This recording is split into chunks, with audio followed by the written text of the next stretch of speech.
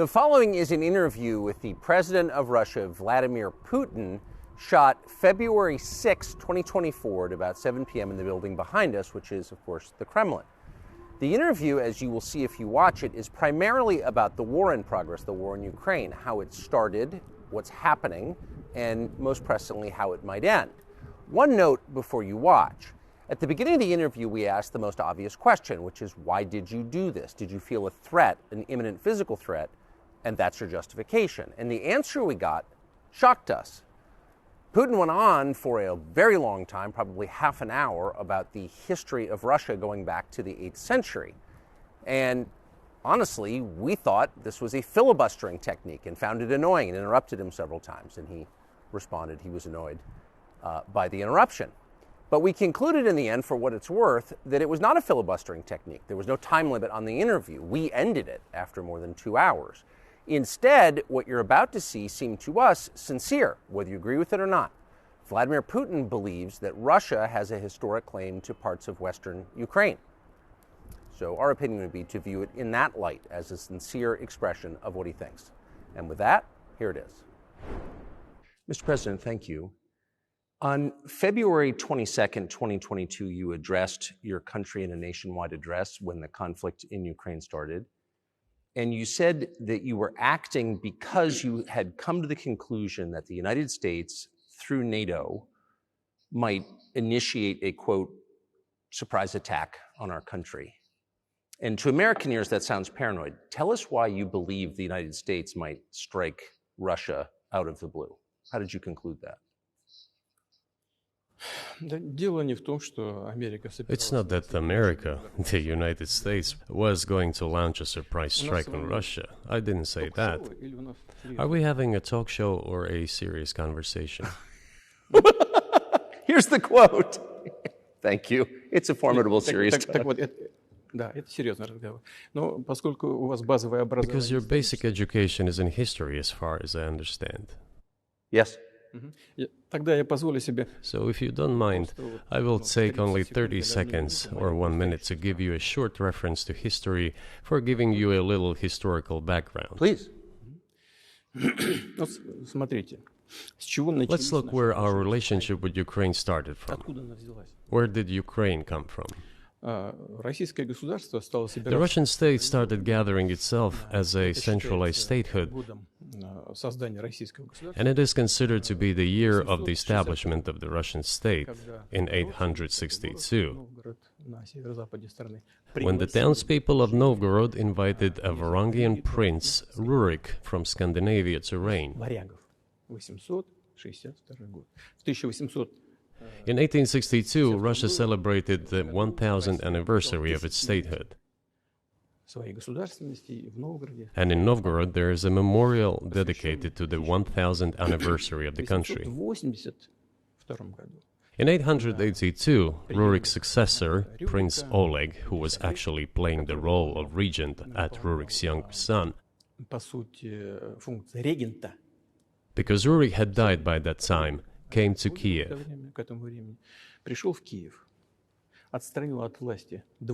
He ousted two brothers who apparently had once been members of Rurik's squad. So Russia began to develop with two centers of power, Kiev and Novgorod. The next very significant date in the history of Russia was 988.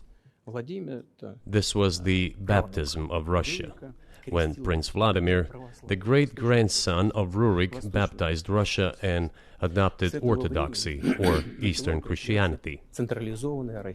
From this time, the centralized Russian state began to strengthen. Why? Because of the single territory, integrated economic ties, one and the same language, and, after the baptism of Russia, the same faith and rule of the prince. The centralized Russian state began to take shape. Back in the Middle Ages, Prince Yaroslav the Wise introduced the order of succession to a throne. But after he passed away, it became complicated for various reasons. The throne was passed not directly from father to eldest son, but from the prince who had passed away to his brother, then to his sons in different lines. All this led to the fragmentation and the end of Rus as a single state. There was nothing special about it. The same was happening then in Europe.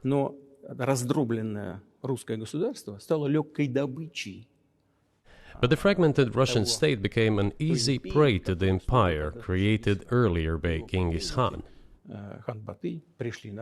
His successors, namely Batu Khan, came to Rus, plundered and ruined nearly all the cities. The southern part, including Kiev, by the way, and some other cities, simply lost independence, while northern cities preserved some of their sovereignty. They had to pay tribute to the horde, but they managed to preserve some part of their sovereignty. And then a unified Russian state began to take shape with its center in Moscow. The southern part of Russian lands, including Kiev, began to gradually gravitate towards another magnet, the center that was emerging in Europe. This was the Grand Duchy of Lithuania. It was even called the Lithuanian-Russian Duchy, because Russians were a significant part of this population. They spoke the old Russian language and were Orthodox. But then there was a unification, the union of the Grand Duchy of Lithuania and the Kingdom of Poland. A few years later, another union was signed, but this time already in the religious sphere. Some of the Orthodox priests became subordinate to the Pope. Thus, these lands became part of the Polish-Lithuanian state.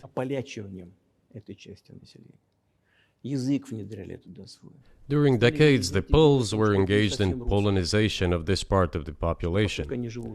They introduced their language there, tried to entrench the idea that this population was not exactly Russians, that because they lived on the fringe, they were Ukrainians.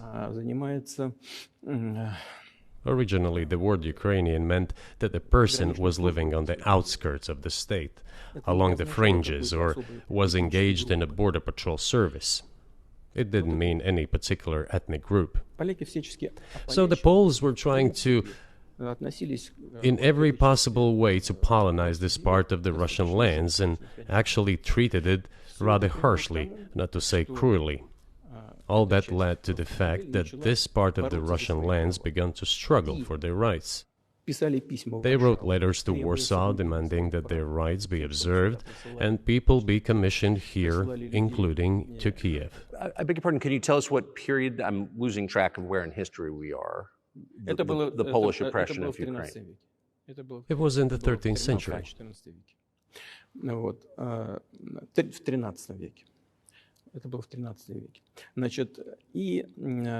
Now I will tell you what happened later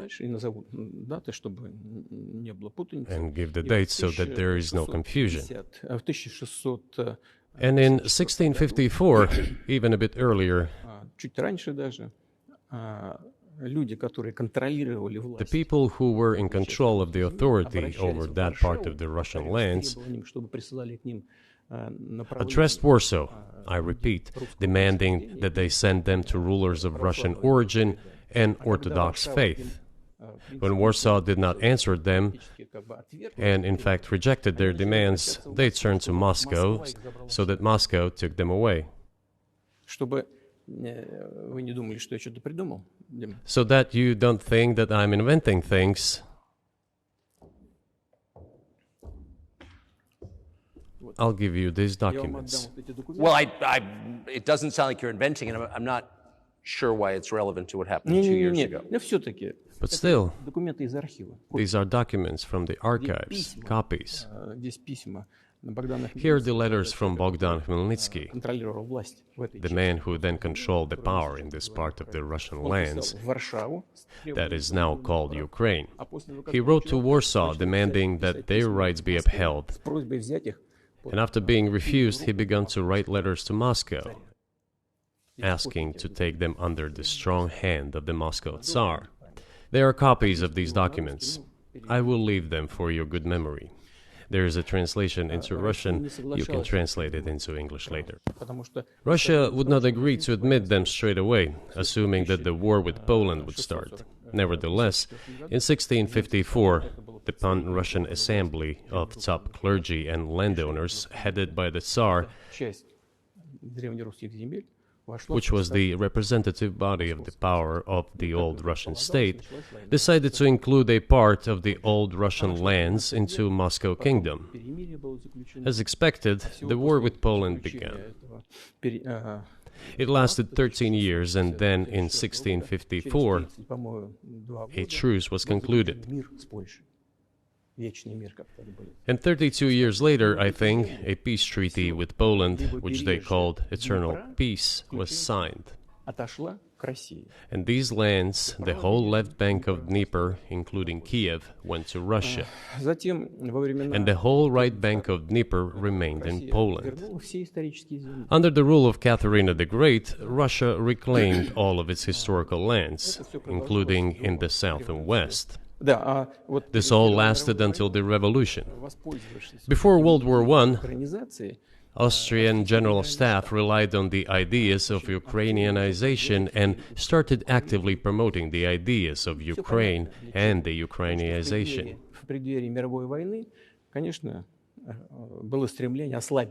Their motive was obvious. Just before World War I, they wanted to weaken the potential enemy and secure themselves favorable conditions in the border area. So the idea which had emerged in Poland that people residing in that territory were allegedly not really Russians, but rather belonged to a special ethnic group, Ukrainians, started being propagated by the Austrian General Staff. As far back as the 19th century, theorists calling for Ukrainian independence appeared. All those, however, claimed that Ukraine should have a very good relationship with Russia. They insisted on that. After the 1917 revolution, the Bolsheviks sought to restore the statehood, and the civil war began, including the hostilities with Poland. In 1921, peace with Poland was proclaimed, and under that treaty, the right bank of Dnieper River once again was given back to Poland. In 1939, after Poland cooperated with Hitler, it did collaborate with Hitler, you know. Hitler offered Poland peace and a treaty of friendship. An alliance demanding in return that Poland give back to Germany the so-called Danzig corridor, which connected the bulk of Germany with East Prussia and Königsberg.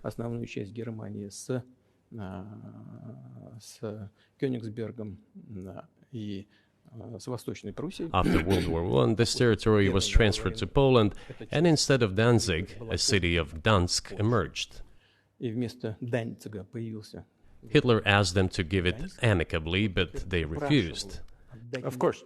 Still, they collaborated with Hitler and engaged together in the partitioning of Czechoslovakia. But may I ask you, you're making the case that Ukraine, certainly parts of Ukraine, Eastern Ukraine, is in effect Russia, has been for hundreds of years. Why wouldn't you just take it when you became president 24 years ago? You have nuclear weapons, they don't. If it's actually your land, why did you wait so long? Sure. I'll tell you. I'm coming to that. This briefing is coming to an end. It might be boring, but it explains many things. I just don't know how it's relevant. Good. Good. I'm so gratified that you appreciate that. Thank you. So, before World War II, Poland collaborated with Hitler, and although it did not yield to Hitler's demands, it still participated in the partitioning of Czechoslovakia together with Hitler, as the Poles had not given the Danzig corridor to Germany and went too far, pushing Hitler to start World War II by attacking them. Why was it Poland against whom the war started on 1st September 1939? Poland turned out to be uncompromising, and Hitler had nothing to do but start implementing his plans with Poland. By the way, the USSR, I have read some archive documents, behaved very honestly. It asked Poland's permission to transit its troops through the Polish territory to help Czechoslovakia. But the then Polish foreign minister said that if the Soviet planes flew over Poland, they would be downed over the territory of Poland. But that doesn't matter. What matters is that the war began, and Poland fell prey to the policies it had pursued against Czechoslovakia, as under the well-known Molotov-Ribbentrop Pact. Part of the territory, including western Ukraine, was to be given to Russia. Thus, Russia, which was then named the USSR, regained its historical lands. After the victory in the Great Patriotic War, as we call World War II, all those territories were ultimately enshrined as belonging to Russia, to the USSR. As for Poland, it received, apparently in compensation, the lands which had originally been German. The eastern parts of Germany, these are now western lands of Poland. Of course, Poland regained access to the Baltic Sea and Danzig, which was once again given its Polish name. So this was how this situation developed. In 1922, when the USSR was being established, the Bolsheviks started building the USSR and established the Soviet Ukraine, which had never existed before. Right.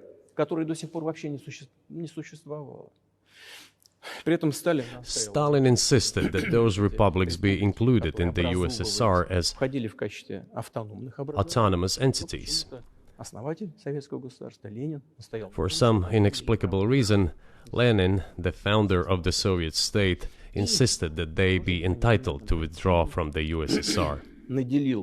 And again, for some unknown reasons, he transferred to that newly established Soviet Republic of Ukraine some of the lands together with people living there, even though those lands had never been called Ukraine, and yet they were made part of that Soviet Republic of Ukraine. Those lands included the Black Sea region, which was received under Catherine the Great, and which had no historical connection with Ukraine whatsoever. Even if we go as far back as 1654, when these lands returned to Russian Empire, that territory was the size of 3 to 4 regions of modern Ukraine, with no Black Sea region. That was completely out of the question. In 1654. Exactly.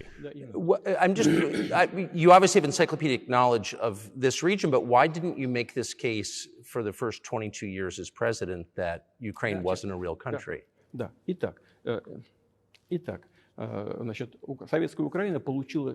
The Soviet Union was given a great deal of territory that had never belonged to it, including the Black Sea region. At some point, when Russia received them as an outcome of the Russo-Turkish Wars, they were called New Russia or Novorossiya. But that does not matter. What matters is that Lenin, the founder of the Soviet state, established Ukraine that way. For decades, the Ukrainian Soviet Republic developed as part of the USSR.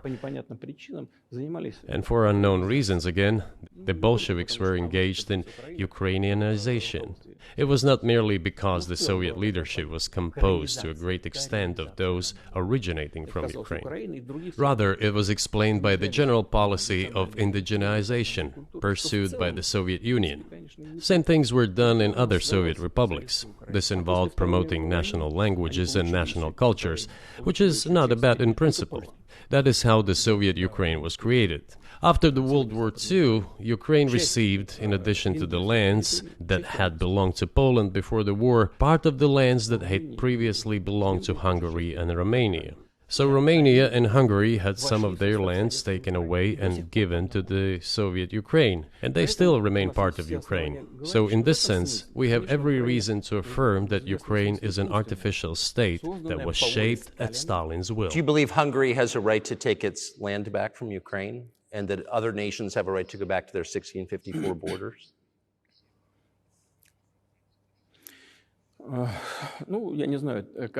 I'm not sure whether they should go back to the 1654 borders.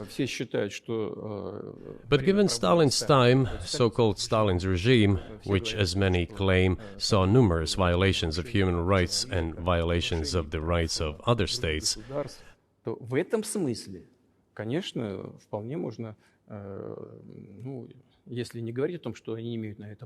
one may say that they could claim back those lands of theirs while having no right to do that. It is at least understandable. Have you told Viktor Orban that he can have part of Ukraine?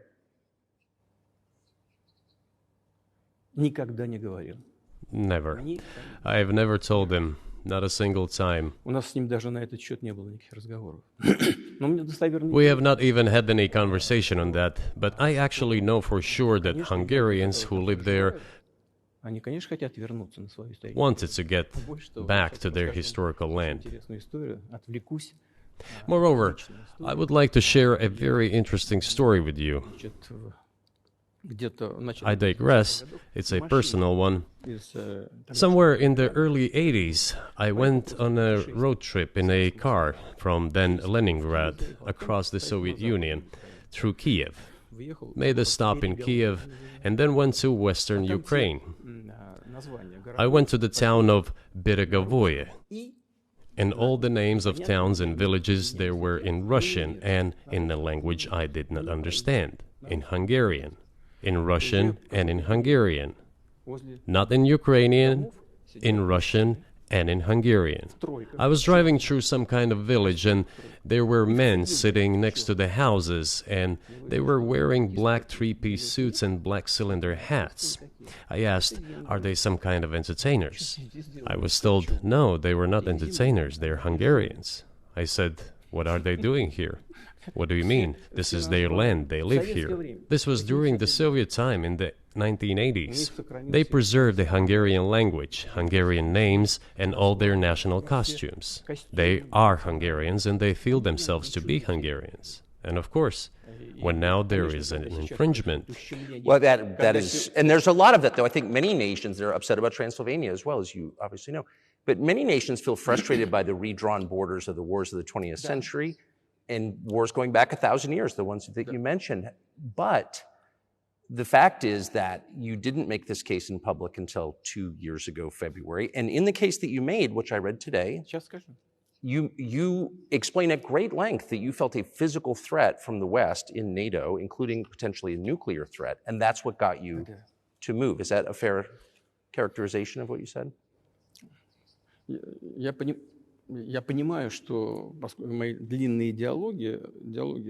I understand that my long speeches probably fall outside of the genre of the interview. That is why I asked you at the beginning, are we going to have a serious talk or a show? You said a serious talk, so bear with me, please. We're coming to the point where the Soviet Ukraine was established. Then, in 1991, the Soviet Union collapsed, and everything that Russia had generously bestowed on Ukraine was dragged away by the latter. I'm coming to a very important point of today's agenda.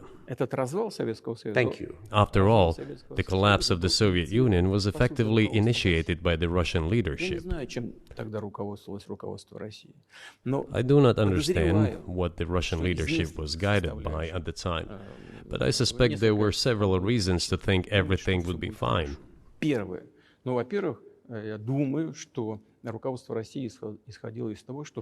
First, I think that then Russian leadership believed that the fundamentals of the relationship between Russia and Ukraine were, in fact, a common language. More than 90% of the population there spoke Russian.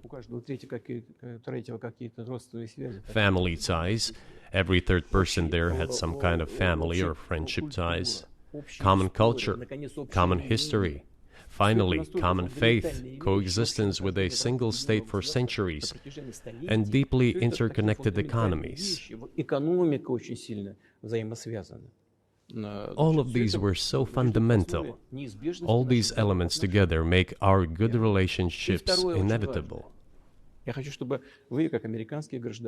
The second point is a very important one. I want you, as an American citizen, and your viewers to hear about this as well. The former Russian leadership assumed that the Soviet Union had ceased to exist, and therefore there were no longer any ideological dividing lines. Russia even agreed voluntarily and proactively to the collapse of the Soviet Union, and believed that this would be understood by the so-called civilized West as an invitation for cooperation and association. That is what Russia was expecting, both from the United States and the so-called collective West as a whole. There were smart people, including in Germany, Egon Bahr, a major politician of the Social Democratic Party, who insisted in his personal conversations with the Soviet leadership on the brink of the collapse of the Soviet Union that a new security system should be established in Europe. Help should be given to unify Germany, but a new system should be also established to include the United States, Canada, Russia, and other Central European countries. Yes. But NATO needs not to expand. That's what he said. If NATO expands, everything would be just the same as during the Cold War, only closer to Russia's borders. That's all. He was a wise old man, but no one listened to him. In fact, he got angry once. If, he said, you don't listen to me, I'm never setting my foot in Moscow once again. Everything happened just as he had said.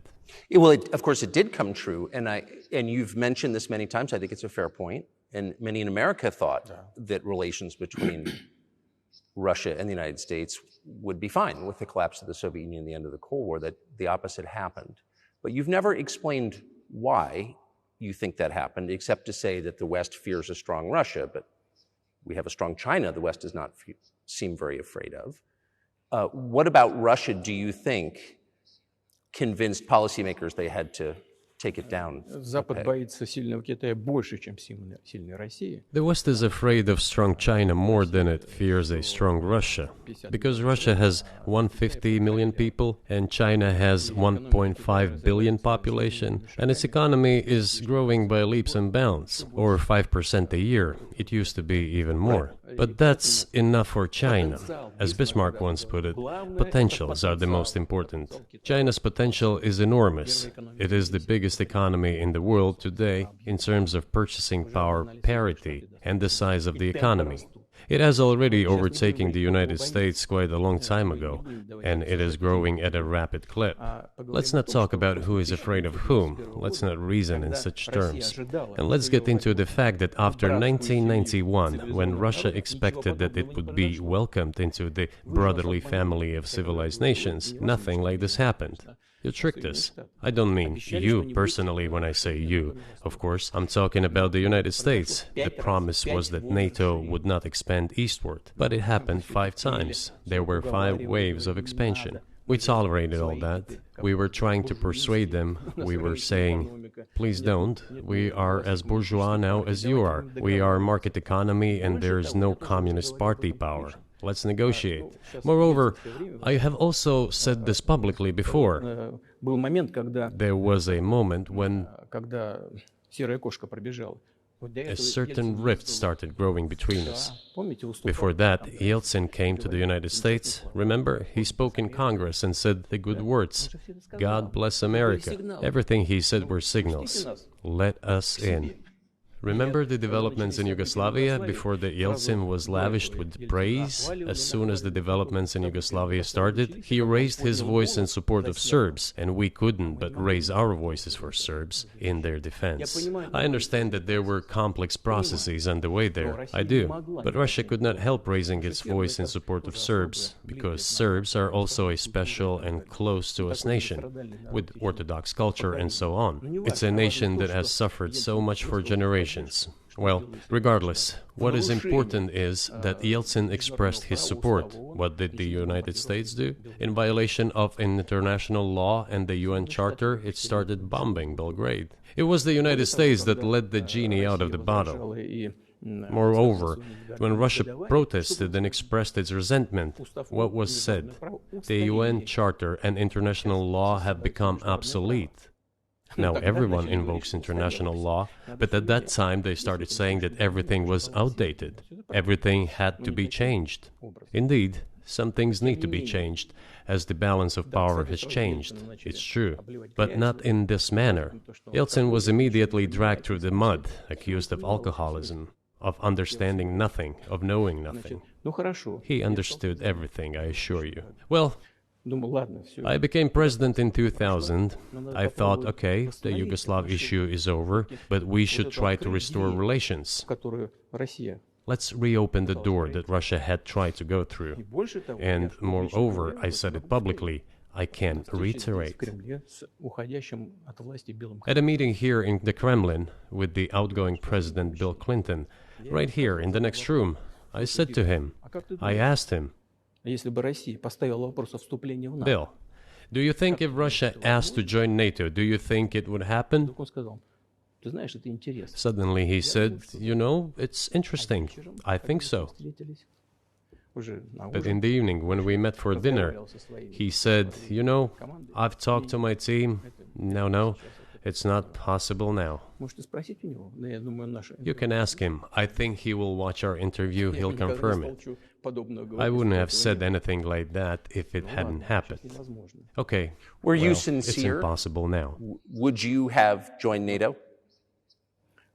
Look, I asked the question, is it possible or not? And the answer I got was no. If I was insincere in my desire to find out what the leadership position was... But if he had said yes, would you have joined NATO? If he had said yes, the process of rapprochement would have commenced, and eventually it might have happened, if we had seen some sincere wish on the other side of our partners.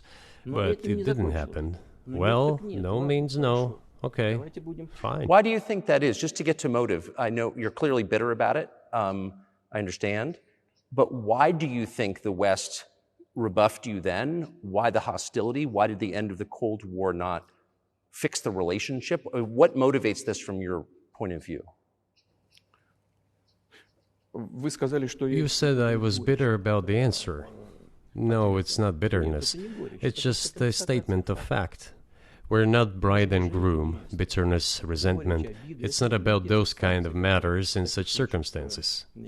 We just realized we weren't welcome there, that's all. Okay, fine. But let's build relations in another manner. Let's look for common ground elsewhere. Why we received such a negative response, you should ask your leaders. I can only guess why. Too big a country with its own opinion and so on. And the United States, I've seen how issues are being resolved in NATO. I will give you another example now concerning Ukraine. The US leadership exerts pressure, and all NATO members obediently vote, even if they do not like something. Now, I'll tell you what happened in this regard with Ukraine in 2008, although it's being discussed. I'm not going to open a secret to you, say anything new. Nevertheless, after that we tried to build relations in different ways. For example, the events in the Middle East, in Iraq.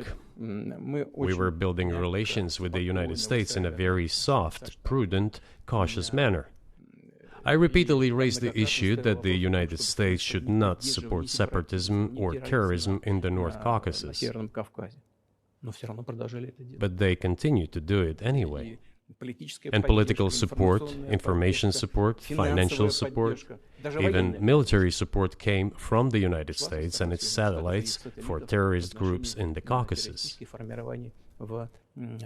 I once raised this issue with my colleague, also the President of the United States. He says, "It's impossible. Do you have proof?" I said, "Yes."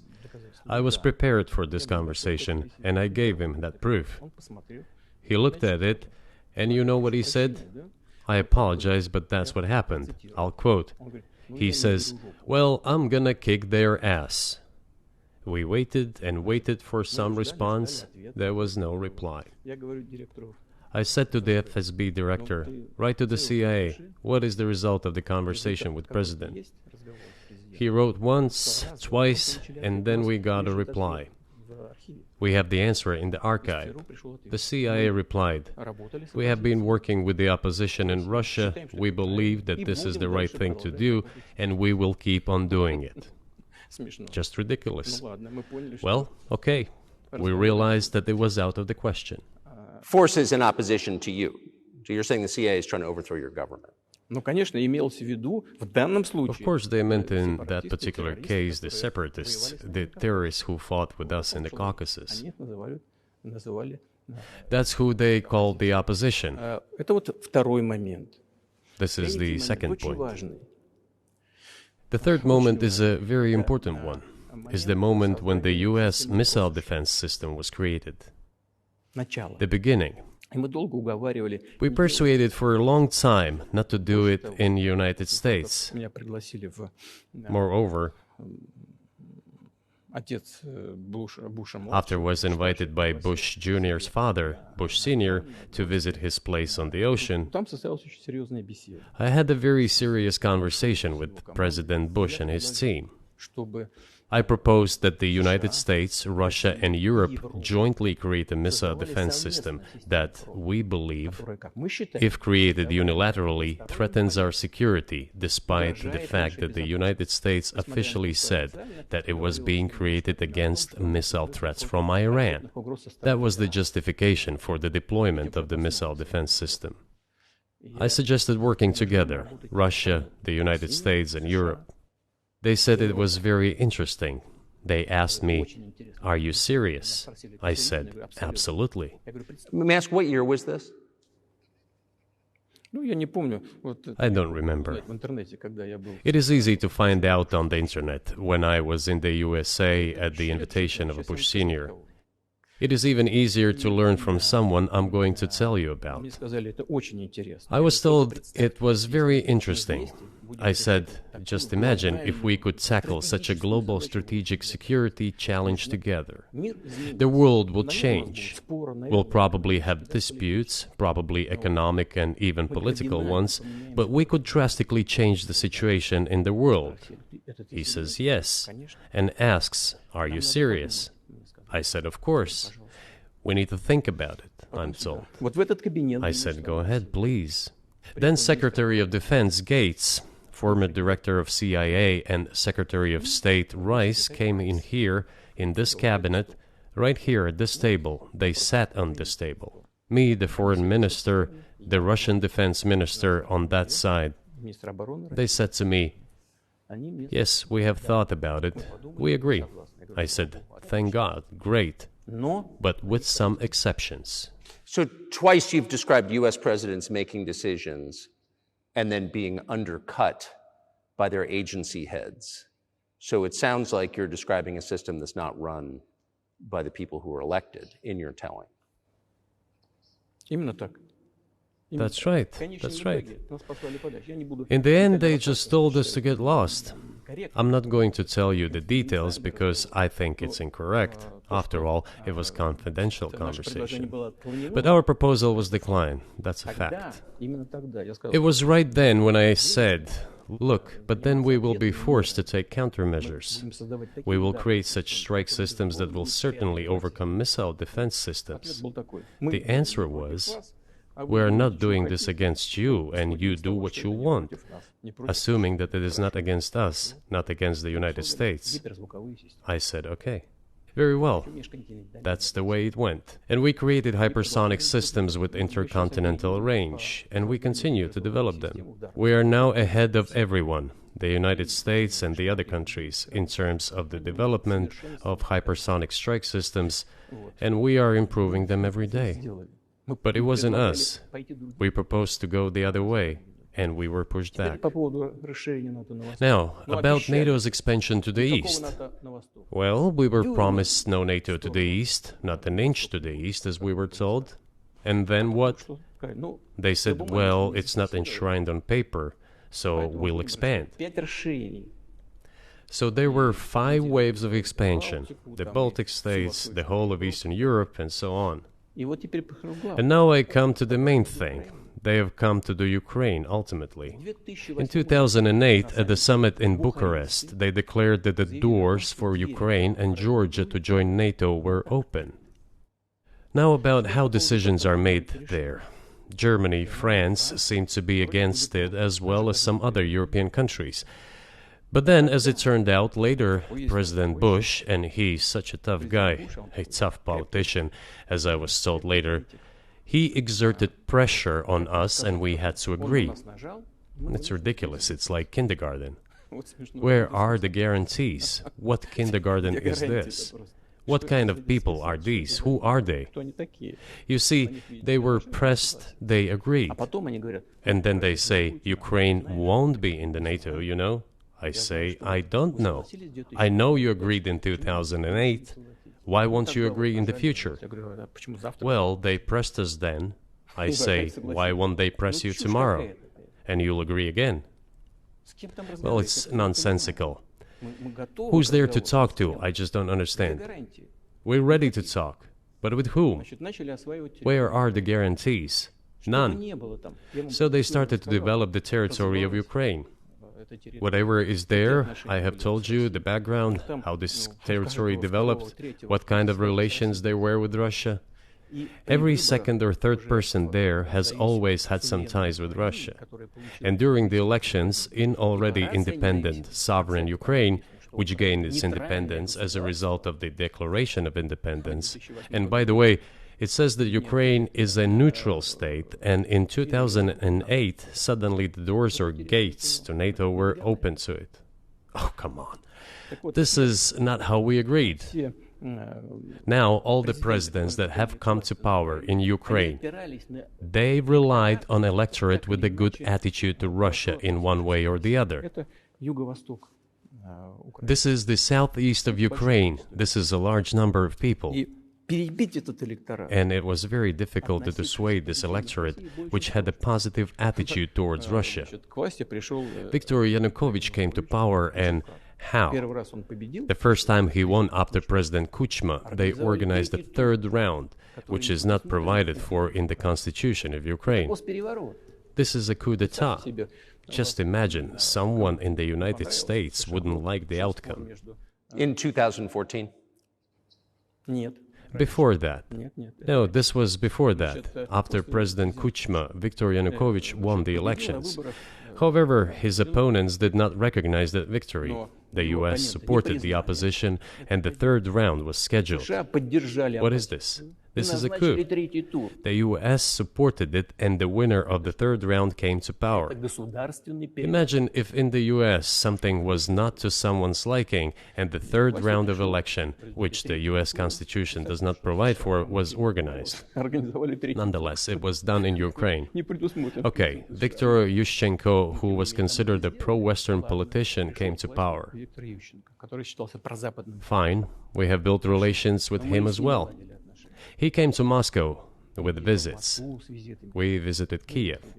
I visited too. We met in an informal setting. If he's pro-Western, so be it. It's fine. Let people do their job.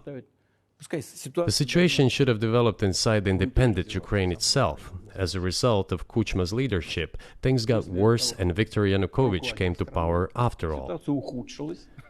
Maybe he wasn't the best president and politician, I don't know.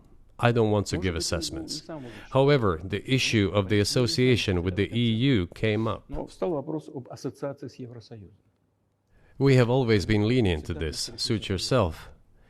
But when we read through the Treaty of Association, it turned out to be a problem for us, since we had a free trade zone and open customs borders with Ukraine, which under this association had to open its borders for Europe, which would have led to flooding of our market. We said, no, this is not going to work. We shall close our borders with Ukraine then. The customs borders, that is. Yanukovych started to calculate how much Ukraine was going to gain, how much to lose, and said to his European partners, I need more time to think before signing. The moment he said that, the opposition began to take destructive steps which were supported by the West. It all came down to Maidan and a coup in Ukraine. So he did more trade with Russia than with the EU. Ukraine did. Of course. It's not even the matter of trade volume, although for the most part it is. It is the matter of cooperation ties, which the entire Ukrainian economy was based on. The cooperation ties between the enterprises were very close since the times of the Soviet Union. One enterprise there used to produce components to be assembled both in Russia and Ukraine and vice versa. They used to be very close ties. A coup d'etat was committed, although I shall not delve into details now, as I find doing it inappropriate, the US told us. Calm Yanukovych down, and we will calm the opposition. Let the situation unfold in the scenario of a political settlement. We said, all right, agreed, let's do it this way. As the Americans requested, Yanukovych did use neither the armed forces nor the police, yet the armed opposition committed a coup in Kiev. What is that supposed to mean? Who do you think you are? I wanted to ask the then US leadership. With the backing of whom? With the backing of CIA, of course. The organization you wanted to join back in the day, as I understand. We should thank God they didn't let you in. Although, it is a serious organization. I understand. My former vis-a-vis in the sense that I served in the first main directorate, Soviet Union's intelligence service. They have always been our opponents. A job is a job. Technically, they did everything right. They achieved their goal of changing the government. However, from political standpoint, it was a colossal mistake. Surely it was political leadership's miscalculation. They should have seen what it would evolve into. So, in 2008, the doors of NATO were opened for Ukraine. In 2014, there was a coup. They started persecuting those who did not accept the coup, and it was indeed a coup. They created a threat to Crimea, which we had to take under our protection. They launched a war in Donbass in 2014 with the use of aircraft and artillery against civilians. This is when it all started. There is a video of aircraft attacking Donetsk from above. They launched a large-scale military operation, then another one. When they failed, they started to prepare the next one. All this against the background of military development of this territory and opening of NATO's doors. How could we not express concern over what was happening? From our side, this would have been a culpable negligence. That's what it would have been. It's just that the US political leadership pushed us to the line we could not cross, because doing so could have ruined Russia itself. Besides, we could not leave our brothers in faith, in fact, a part of Russian people, in the face of this war machine. But that was 8 years before the current conflict started. So what was the trigger for you? What was the moment where you decided you had to do this?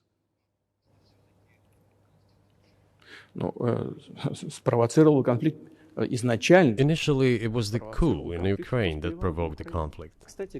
By the way, back then the representatives of 3 European countries, Germany, Poland and France, arrived. They were the guarantors of the signed agreement between the government of Yanukovych and the opposition. They signed it as guarantors. Despite that, the opposition committed a coup, and all these countries pretended that they didn't remember that they were guarantors of the peaceful settlement. They just threw it in the stove right away, and nobody recalls that.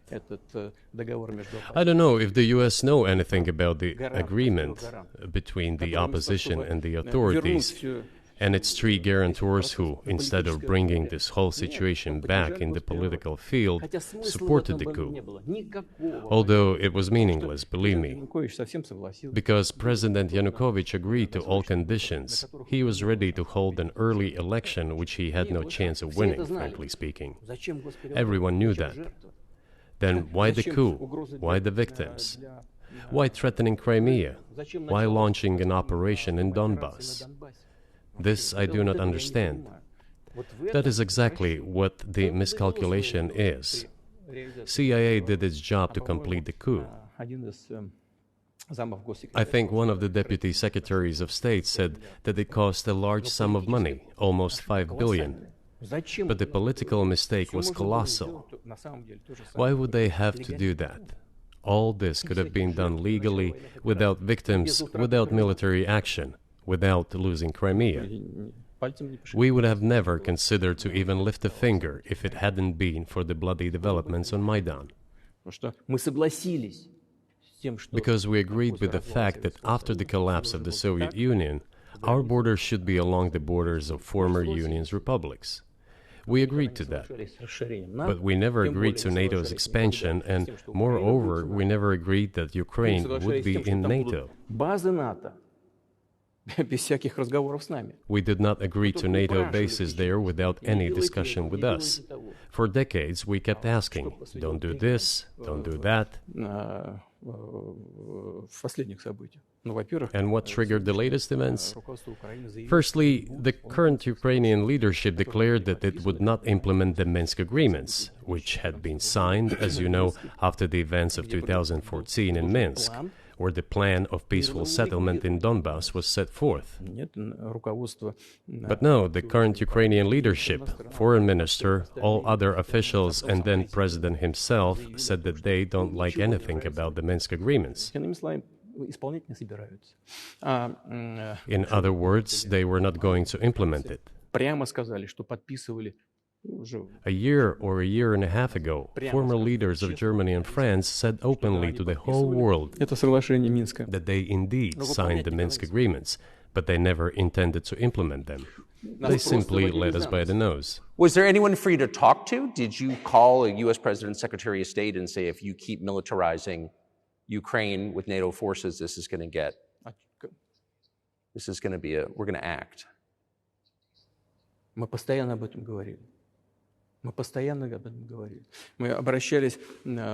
We talked about this all the time. We addressed the United States and European countries' leadership to stop these developments immediately, to implement the Minsk agreements. Frankly speaking, I didn't know how we were going to do this, but I was ready to implement them. These agreements were complicated for Ukraine. They included lots of elements of those Donbass territories' independence. That's true. However, I was absolutely confident, and I'm saying this to you now.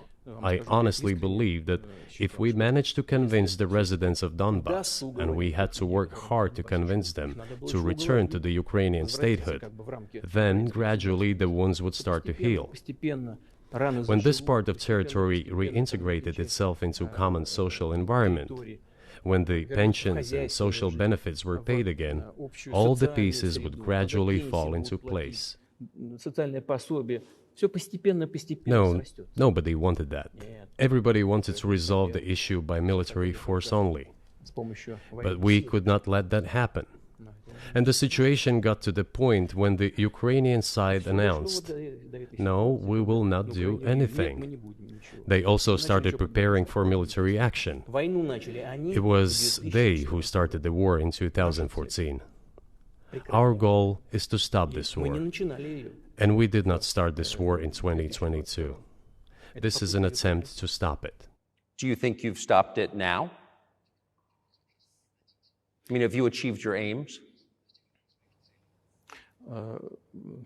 No, we haven't achieved our aims yet, because one of them is denazification.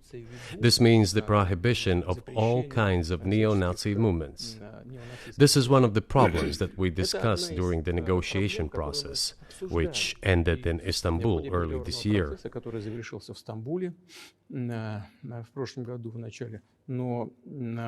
And it was not our initiative, because we were told by the Europeans, in particular, that it was necessary to create conditions for the final signing of the documents. My counterparts in France and Germany said, "How can you imagine them signing a treaty with a gun to their heads? The troops should be pulled back from Kiev." I said, "All right." We withdrew the troops from Kiev. As soon as we pulled back our troops from Kiev, our Ukrainian negotiators immediately threw all our agreements reached in Istanbul into the bin and got prepared for a long-standing armed confrontation with the help of the United States and its satellites in Europe. That is how the situation has developed, and that is how it looks now. But what is, pardon my ignorance, what is denazification? What would that mean? What is... Да, вот я как раз хочу сейчас об этом сказать. Это очень важный вопрос. Денацификация. That is what I want to talk about right now. It is a very important issue. Denazification. After gaining independence, Ukraine began to search, as some Western analysts say, its identity. And it came up with nothing better than to build this identity upon some false heroes who collaborated with Hitler.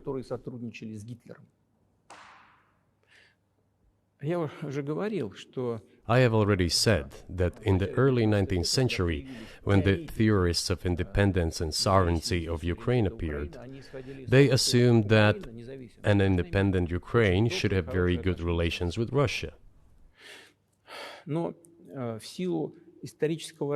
But due to the historical development, those territories were part of the Polish-Lithuanian Commonwealth. Poland, where Ukrainians were persecuted and treated quite brutally, as well as were subject to cruel behavior. There were also attempts to destroy their identity. All this remained in the memory of the people. When World War II broke out, part of this extremely nationalist elite collaborated with Hitler, believing that he would bring them freedom. The German troops, even the SS troops, made Hitler's collaborators do the dirtiest work of exterminating the Polish and Jewish population. Hence this brutal massacre of the Polish and Jewish population, as well as the Russian population too.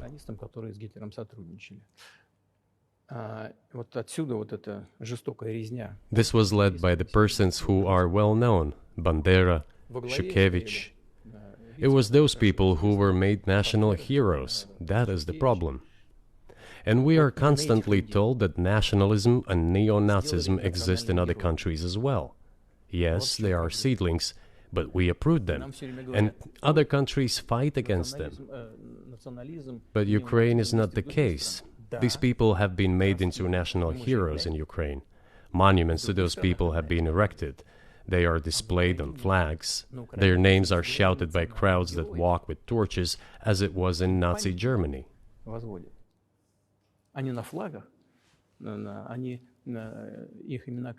These were people who exterminated Poles, Jews, and Russians. It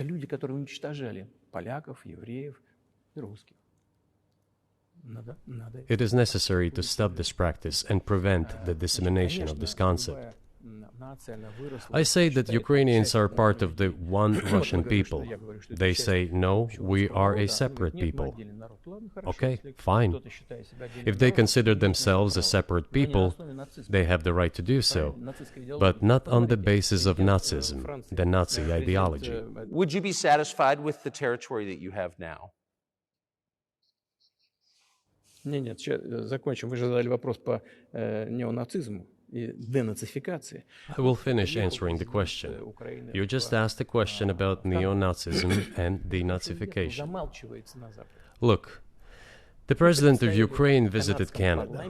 This story is well known, but being silenced in the Western countries. Спикер парламента.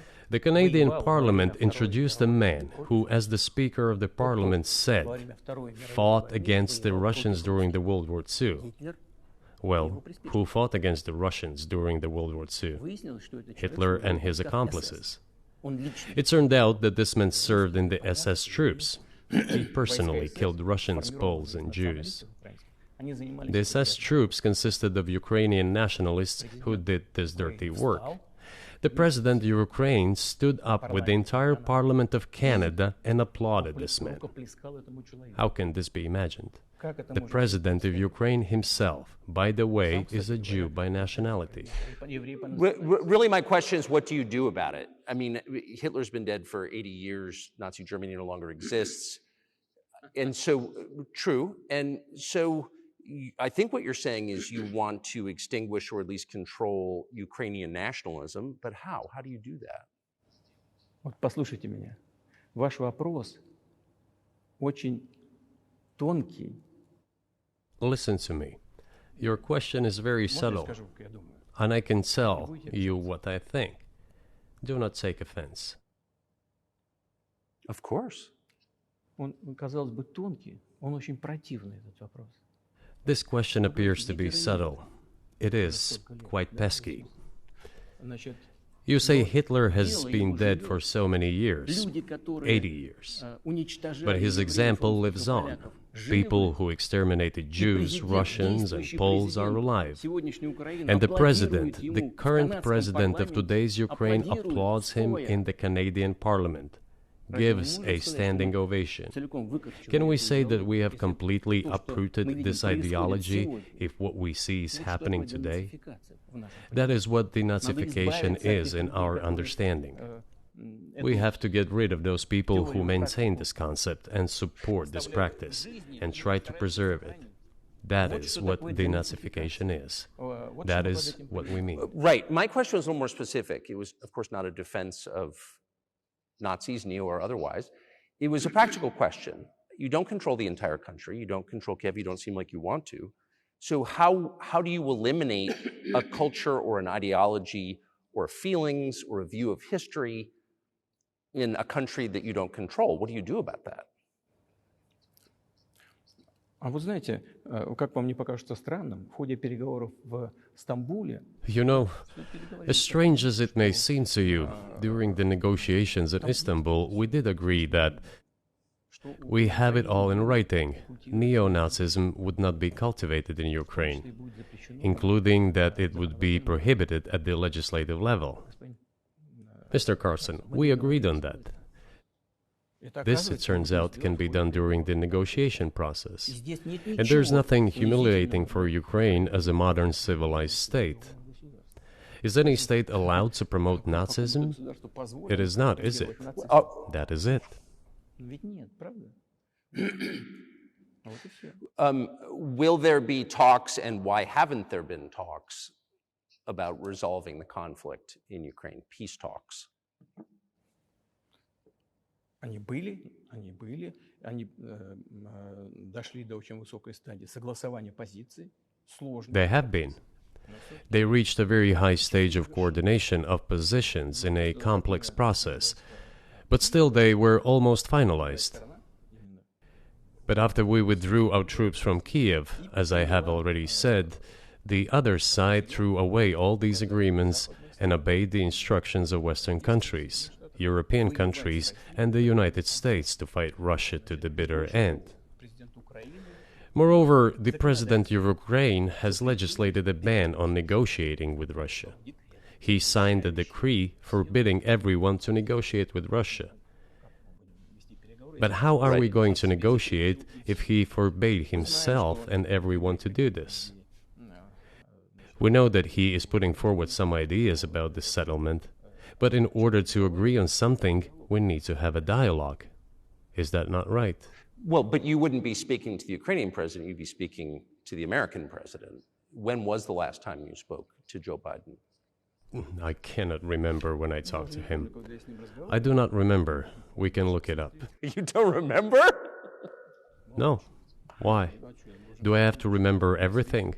I have my own things to do. We have domestic political affairs. Well, he's funding the war that you're fighting, so I would think that would be memorable. Well, yes, he funds, but I talked to him before the special military operation, of course. And I said to him then, by the way, I will not go into details, I never do, but I said to him then, I believe that you are making a huge mistake of historic proportions by supporting everything that is happening there, in Ukraine, by pushing Russia away. I told him repeatedly, by the way. I think that would be correct if I stop here. What did he say? Ask him, please. It is easier for you. You are a citizen of the United States. Go and ask him. It is not appropriate for me to comment on our conversation. But you haven't spoken to him since before February of 2022?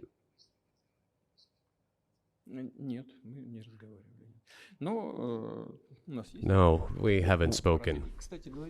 Certain contacts are being maintained, though. Speaking of which,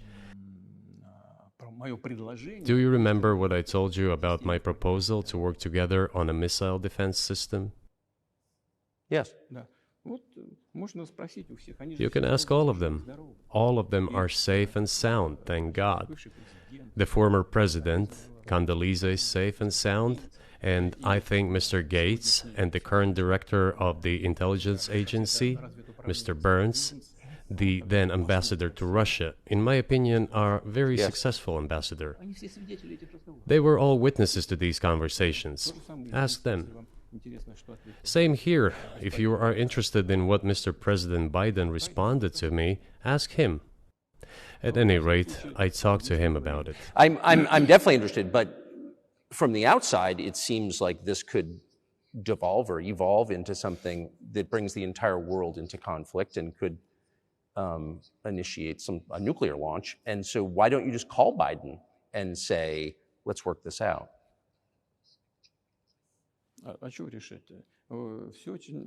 What's there to work out? It's very simple. I repeat. We have contacts through various agencies. I will tell you what we are saying on this matter and what we are conveying to the US leadership. If you really want to stop fighting, you need to stop supplying weapons. It will be over within a few weeks. That's it. And then we can agree on some terms. Before you do that, stop. What's easier? Why would I call him? What should I talk to him about? Or beg him for what? And what messages do you get back? You're going to deliver such and such weapons to Ukraine? Oh, I'm afraid, please don't. What is there to talk about? Do you think NATO is worried about this becoming a global war or a nuclear conflict? At least that's what they're talking about. And they're trying to intimidate their own population with an imaginary Russian threat. This is an obvious fact. And thinking people, not Philistines, but thinking people, analysts, those who are engaged in real politics, just smart people, understand perfectly well that this is a fake. They're trying to fuel the Russian threat. The threat I think you're referring to is a Russian invasion of Poland, Latvia, expansionist behavior. Can you imagine a scenario where you sent Russian troops to Poland?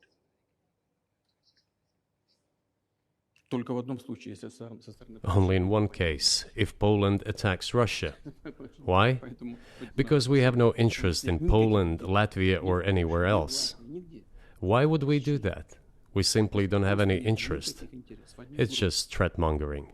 Well, the argument, I know you know this, is that, well, he invaded Ukraine, he has territorial aims across the continent, and you're saying unequivocally you don't.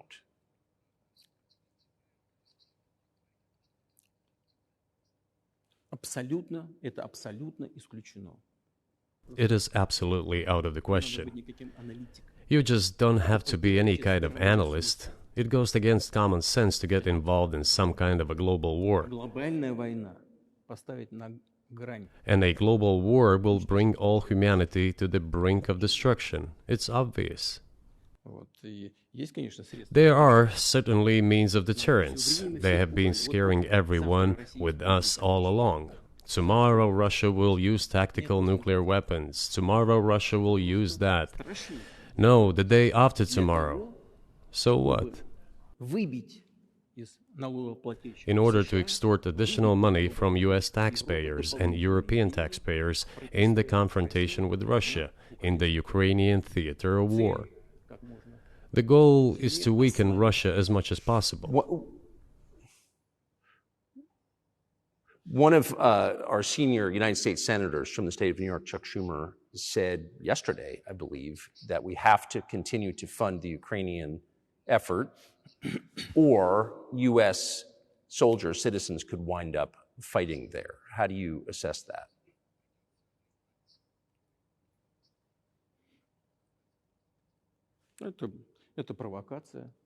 This is a provocation, and a cheap provocation at that.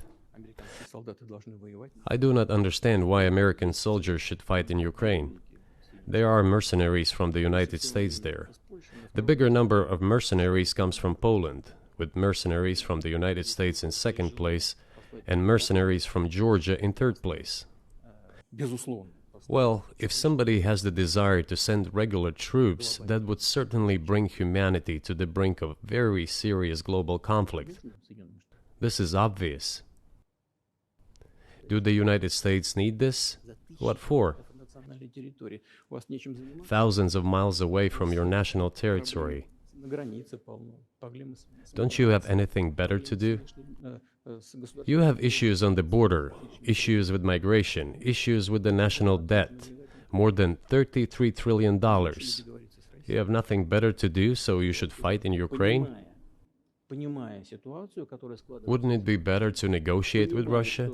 Make an agreement, already understanding the situation that is developing today, realizing that Russia will fight for its interests to the end?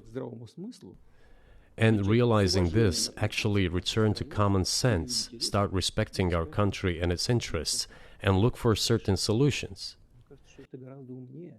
It seems to me that this is much smarter and more rational. Who blew up Nord Stream? You for sure. I was busy that day. Nate, do you have I did not blow up Nord Stream. Thank you, though. You personally may have an alibi, but the CIA has no such alibi. Do you have evidence that NATO or the CIA did it?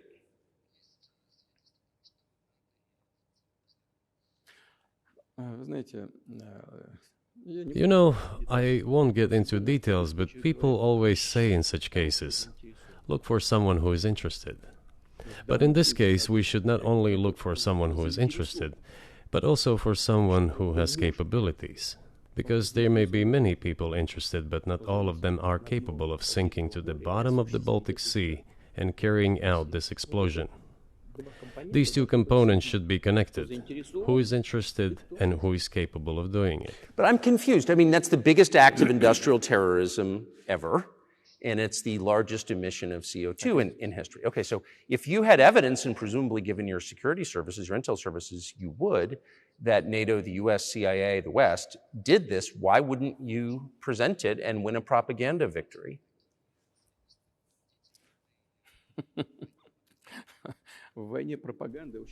In the war of propaganda, it is very difficult to defeat the United States, because the United States controls all the world's media and many European media.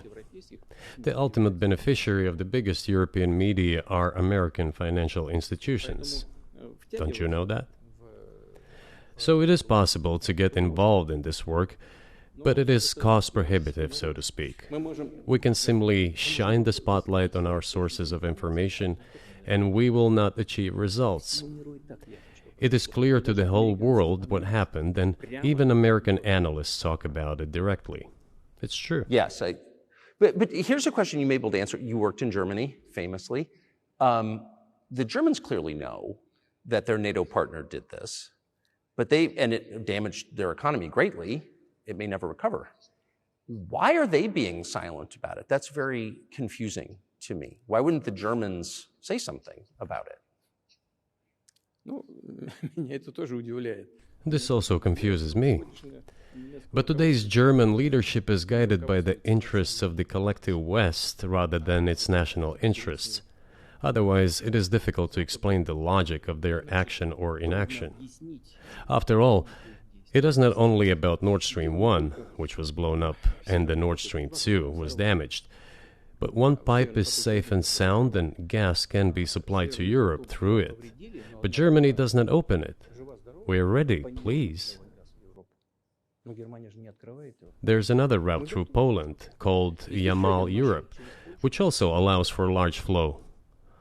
Poland has closed it, but Poland packs from the German hand. It receives money from the pan-European funds, and Germany is the main donor to these pan-European funds. Germany feeds Poland to a certain extent, and they close their route to Germany. Why? I don't understand. Ukraine, to which the Germans supply weapons and give money. Germany is the second sponsor of the United States in terms of financial aid to Ukraine. There are two gas routes through Ukraine. They simply closed one route, the Ukrainians. Open the second route and please get gas from Russia. They do not open it. Why don't the Germans say, look guys, we give you money and weapons, open up the valve, please, let the gas from Russia pass through for us. We're buying liquefied gas at exorbitant prices in Europe, which brings the level of our competitiveness and economy in general down to zero. Do you want us to give you money? Let us have the decent existence. Make money for our economy, because this is where the money we give you comes from. They refuse to do so. Why? Ask them. That is what is like in their heads. Those are highly incompetent people. Well, maybe the world is breaking into two hemispheres, one with cheap energy, the other without. And I want to ask you that. If we're now a multipolar world, obviously we are, can you describe the blocks of alliances? Who is in each side, do you think? Listen, you have said that the world is breaking into two hemispheres. A human brain is divided into two hemispheres. One is responsible for one type of activities, the other one is more about creativity and so on. But it is still one and the same head. The world should be a single whole. Security should be shared rather than meant for the golden billion. That is the only scenario where the world could be stable, sustainable, and predictable. Until then, while the head is split in two parts, it is an illness, a serious adverse condition. It is a period of severe disease that the world is going through now. But I think that, thanks to honest journalism, this work is akin to work of the doctors. This could somehow be remedied. Well, let's just give one example, the US dollar, which has kind of united the world in a lot of ways, maybe not to your advantage, but certainly to ours. Is that going away as the reserve currency, the universally accepted currency? How have sanctions, do you think, changed the dollar's place in the world?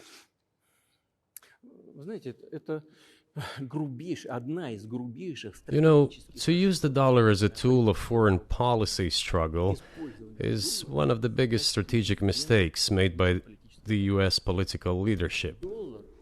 The dollar is the cornerstone of the United States power. I think everyone understands very well that no matter how many dollars are printed, they are quickly dispersed all over the world.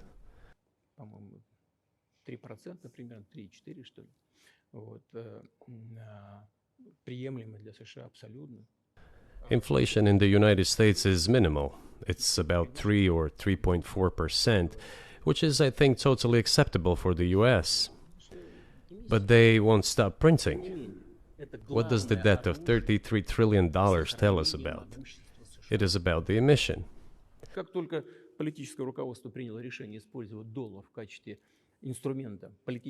Nevertheless, it is the main weapon used by the United States to preserve its power across the world. As soon as the political leadership decided to use the US dollar as a tool of political struggle, a blow was dealt to this American power. I would not like to use any strong language, but it is a stupid thing to do and a grave mistake.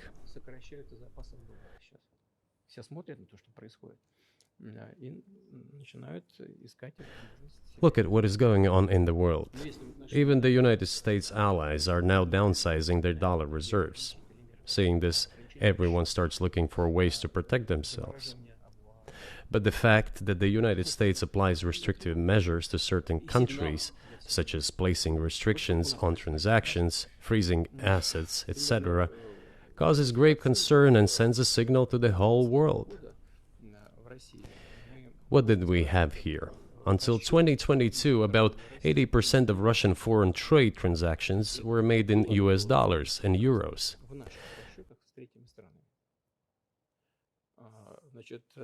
US dollars accounted for approximately 50% of our transactions with third countries, while currently it is down to 13%.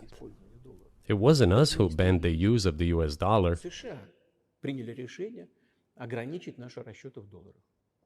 We had no such intention.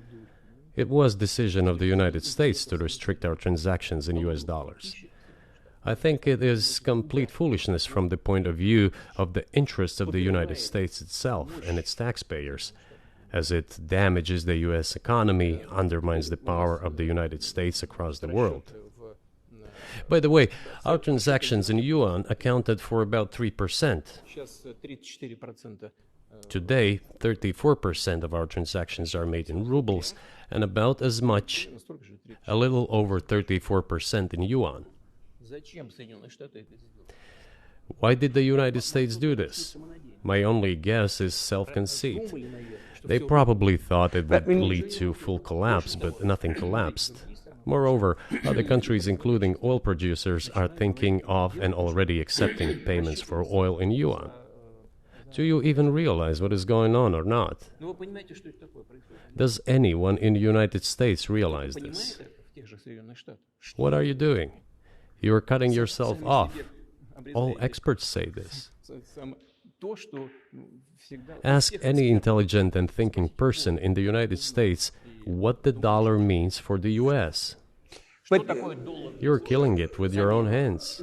I think that's I think that's a fair assessment. The question is what comes next, and maybe you trade one colonial power for another, much less sentimental and forgiving colonial power. I mean, is the BRICS, for example, in danger of being completely dominated by the Chinese economy in a way that's not good for their sovereignty?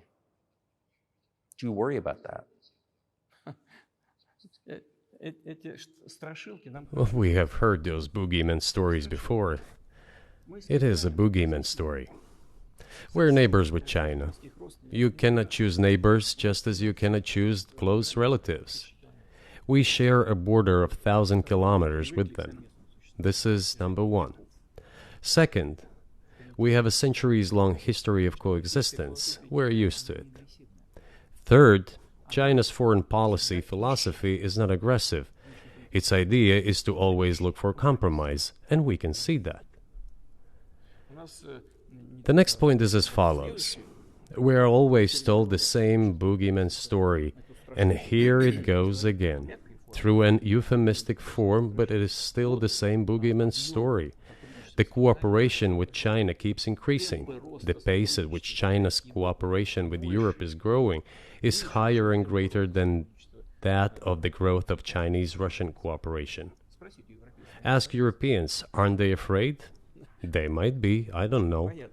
But they are still trying to access China's market at all costs, especially now that they are facing economic problems.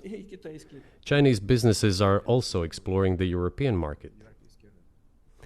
Do Chinese businesses have small presence in the United States? Yes, the political decisions are such that they are trying to limit their cooperation with China.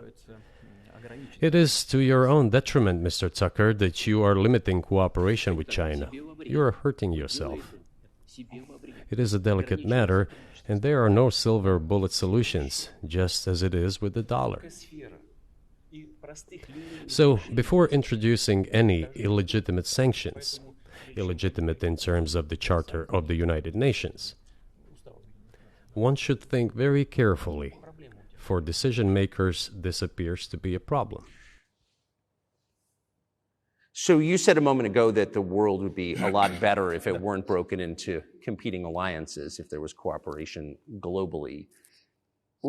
One of the reasons you don't have that is because the current American administration is dead set against you. Do you think if there were a new administration after Joe Biden that you would be able to reestablish communication with the U.S. government? Or does it not matter who the president is?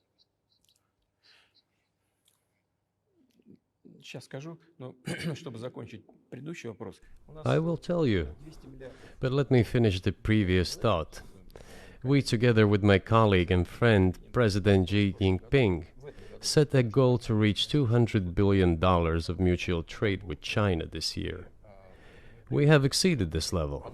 According to our figures, our bilateral trade with China totals already $230 billion, and the Chinese statistics says it is $240 billion. One more important thing. Our trade is well balanced, mutually complementary in high-tech, energy, scientific research and development. It is very balanced. As for BRICS, where Russia took over the presidency this year, the BRICS countries are, by and large, developing very rapidly. Look, if memory serves me right, back in 1992, the share of the G7 countries in the world economy amounted to 47%, whereas in 2022 it was down to, I think, a little over 30%. The BRICS countries accounted for only 16% in 1992, but now their share is greater than that of the G7. It has nothing to do with the events in Ukraine. This is due to the trends of global development and world economy, as I mentioned just now. And this is inevitable. This will keep happening. It is like the rise of the sun. You cannot prevent the sun from rising. You have to adapt to it. How do the United States adapt? With the help of force, sanctions, pressure, bombings, and use of armed forces. This is about self-conceit. Your political establishment does not understand that the world is changing under objective circumstances. And in order to preserve your level, even if someone aspires, to the level of dominance, you have to make the right decisions in a competent and timely manner. Such brutal actions, including with regard to Russia and, say, other countries, are counterproductive. This is an obvious fact. It has already become evident. You just asked me if another leader comes and changes something. It is not about the leader. It is not about the personality of a particular person. I had a very good relationship with, say, Bush. I know that in the United States, he was portrayed as some kind of a country boy who does not understand much. I assure you that this is not the case. I think he made a lot of mistakes with regard to Russia, too. I told you about 2008 and the decision in Bucharest to open the NATO's doors for Ukraine and so on. That happened during his presidency. He actually exercised pressure on the Europeans. But in general, on a personal human level, I had a very good relationship with him. He was no worse than any other American or Russian or European politician. I assure you, he understood what he was doing as well as others. I had such personal relationship with Trump as well. It is not about the personality of the leader. It is about the elite's mindset. If the idea of domination at any cost, based also on forceful actions, dominates the American society, nothing will change. It will only get worse. But if, in the end, one comes to the awareness that the world has been changing due to the objective circumstances, and that one should be able to adapt to them in time, using the advantages that the US still has today, then perhaps something may change. Look, China's economy has become the first economy in the world in purchasing power parity. In terms of volume, it overtook the US a long time ago. The USA comes second, then India, 1.5 billion people, and then Japan, with Russia in the 5th place. Russia was the first economy in Europe last year, despite all the sanctions and restrictions. Is it normal from your point of view? Sanctions, restrictions, impossibility of payments in dollars, being cut off from SWIFT services, sanctions against our ships carrying oil, sanctions against airplanes, sanctions in everything, everywhere.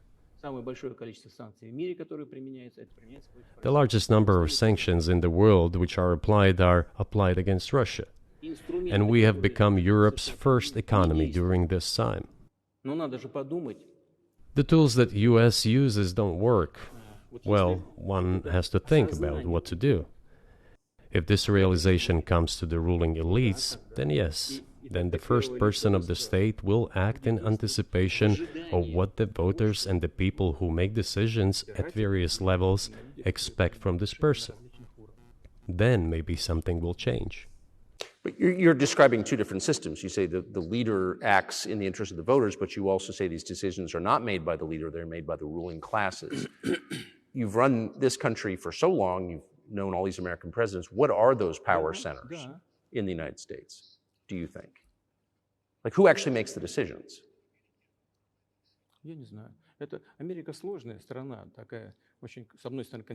I don't know. America is a complex country, conservative on one hand, rapidly changing on the other. It's not easy for us to sort it all out. Who makes decisions in the elections? Is it possible to understand this when each state has its own legislation? Each state regulates itself? Someone can be excluded from elections at the state level. It is a two-stage electoral system. It is very difficult for us to understand it. Certainly, there are two parties that are dominant, the Republicans and the Democrats, and within this party system, the centers that make decisions, that prepare decisions. Then, look, why, in my opinion, after the collapse of the Soviet Union, such an erroneous, crude, completely unjustified policy of pressure was pursued against Russia? After all, this is a policy of pressure. NATO expansion, support for the separatists in Caucasus, creation of a missile defense system. These are all elements of pressure. Pressure, pressure, pressure. Then, dragging Ukraine into NATO is all about pressure, pressure, pressure. Why? I think, among other things, because excessive production capacities were created. During the confrontation with the Soviet Union, there were many centers created and specialists on the Soviet Union who could not do anything else. They convinced the political leadership that it is necessary to continue chiseling Russia, to try to break it up, to create on this territory several quasi-state entities, and to subdue them in a divided form, to use their combined potential for the future struggle with China. This is a mistake, including the excessive potential of those who worked for the confrontation with the Soviet Union. It is necessary to get rid of this. There should be new, fresh forces, people who look into the future and understand what is happening in the world. Look at how Indonesia is developing. 600 million people. Where can we get away from that? Nowhere. We just have to assume that Indonesia will enter. It is already in the club of the world's leading economies, no matter who likes it or dislikes it. Yes, we understand and are aware that in the United States, despite all the economic problems, the situation is still normal, with the economy growing decently. The GDP is growing by 2.5%, if I'm not mistaken. But if we want to ensure the future, then we need to change our approach to what is changing. As I already said, the world would nevertheless change, regardless of how the developments in Ukraine end. The world is changing. In the United States themselves, experts are writing that the United States are nonetheless gradually changing their position in the world. It is your experts who write that. I just read them. The only question is how this would happen, painfully and quickly, or gently and gradually. And this is written by people who are not anti-American. They simply follow global development trends. That's it. And in order to assess them and change policies, we need people who think, look forward, can analyze and recommend certain decisions at the level of political leaders. I just have to ask, you've said clearly that NATO expansion eastward is a violation of the promise you all were made in 1990. It's a threat to your country. Right before you sent troops into Ukraine, the Vice President of the United States went to the Munich Security Conference and encouraged the President of Ukraine to join NATO. Do you think that was an effort to provoke you into military action?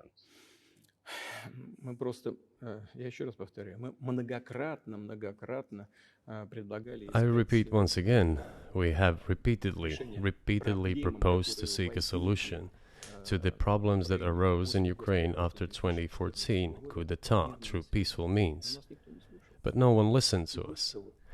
And moreover, the Ukrainian leaders who were under the complete US control suddenly declared that they would not comply with the Minsk agreements. They disliked everything there and continued military activity in that territory. Шло освоение этой территории натовскими военными структурами под видом различных центров. And in parallel, that territory was being exploited by NATO military structures under the guise of various personnel training and retraining centers. They essentially began to create bases there. That's all. Ukraine announced that the Russians were a non-titular nationality, while passing the laws that limit the rights of non-titular nationalities in Ukraine. Ukraine, having received all these southeastern territories as a gift from the Russian people, suddenly announced that the Russians were a non-titular nationality in that territory. Is that normal? All this put together led to the decision to end the war that neo-Nazis started in Ukraine in 2014. Do you think Zelensky has the freedom to negotiate a settlement to this conflict?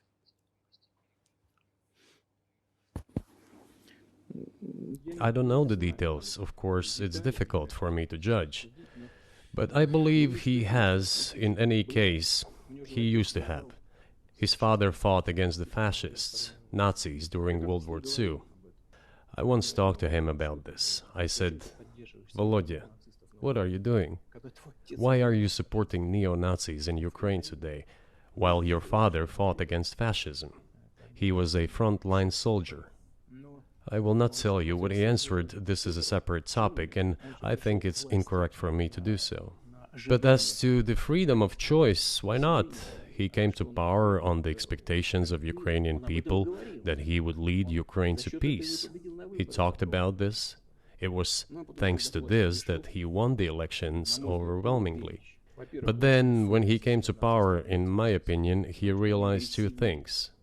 Firstly, it is better not to clash with neo-Nazis and nationalists, because they are aggressive and very active. You can expect anything from them. And secondly, the US-led West supports them and will always support those who antagonize with Russia. It is beneficial and safe. So he took the relevant position despite promising his people to end the war in Ukraine. He deceived his voters. But do you think at this point, as of February 2024, he has the latitude, the freedom, to speak with you or your government directly about putting an end to this, which clearly isn't helping his country or the world? Can he do that, do you think? Ну, а почему нет? Он же Why not? He considers himself head of state. He won the elections. Although we believe in Russia that the coup d'etat is the primary source of power for everything that happened after 2014. And in this sense, even today, government is flawed. But he considers himself the president, and he is recognized by the United States, all of Europe, and practically the rest of the world in such a capacity. Why not? He can. We negotiated with Ukraine in Istanbul. We agreed. He was aware of this. Moreover, the negotiation group leader, Mr. Arachamia is his last name, I believe still heads the faction of the ruling party, the party of the president in the Rada. He still heads the presidential faction in the Rada, the country's parliament. He still sits there. He even put his preliminary signature on the document I am telling you about.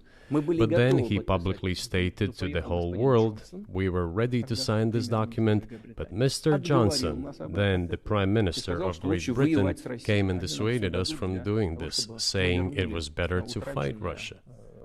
They would give everything needed for us to return what was lost during the clashes with Russia. And we agreed with this proposal. Look, his statement has been published. He said it publicly. Can they return to this or not? The question is, do they want it or not? Further on, President of Ukraine issued a decree prohibiting negotiations with us. Let him cancel that decree, and that's it. We have never refused negotiations, indeed. We hear all the time, is Russia ready? Yes, we have not refused. It was them who publicly refused. Well, let him cancel his decree and enter into negotiations. We have never refused. And the fact that they obeyed the demand or persuasion of Mr. Johnson, the former Prime Minister of Great Britain, seems ridiculous and very sad to me. Because, as Mr. Arachamia put it, we could have stopped those hostilities with war a year and a half ago already. But the British persuaded us and we refused this. Where is Mr. Johnson now? And the war continues. That's a good question. Where do you think he is and why did he do that?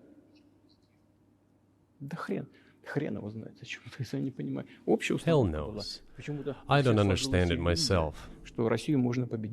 There was a general starting point. For some reason, everyone had the illusion that Russia could be defeated on the battlefield. Because of arrogance, because of a pure heart, but not because of a great mind. You've described the connection between Russia and Ukraine. You've described Russia itself a couple of times as orthodox. That's central to your understanding of Russia. You've said you're orthodox. What does that mean for you? You're a Christian leader by your own description. So what effect does that have on you?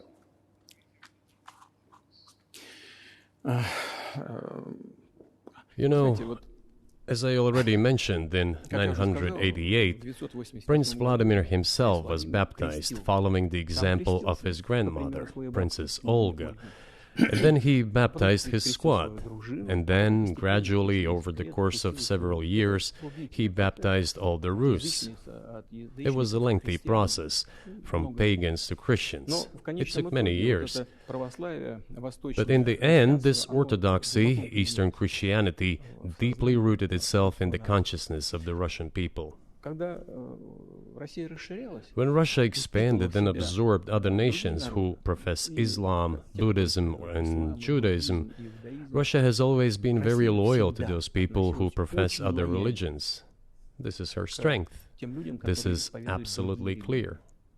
And the fact is that the main postulates, main values are very similar, not to say the same, in all world religions I've just mentioned, and which are the traditional religions of the Russian Federation, Russia.